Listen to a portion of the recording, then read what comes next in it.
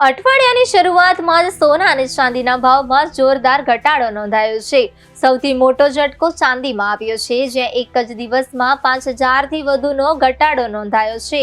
ચાંદી હવે તેના ઉચ્ચતમ સ્તરથી ઘણી નીચે ટ્રેડ થઈ રહી છે, જે બજારમાં અસ્થિરતાનો સંકેત આપે છે। સોનાની વાત કરીએ તો 24 કેરેટ સોનાના વાયદા ભાવમાં પણ 1,700થી વધુનો ઘટાડો જોવા મળ્યો છે। હાલ સોનું તેના ઓલ ટાઈમ હાઈથી લગભગ 50,000 સુધી સસ્તું થઈ ગયું છે। આ ઘટાડા પાછળ આંતરરાષ્ટ્રીય પરિબળો જવાબદાર છે। ખાસ કરીને ઈરાન અને અમેરિકા વચ્ચે વધતા તણાવના કારણે બજારમાં અનિશ્ચિતતા વધી છે।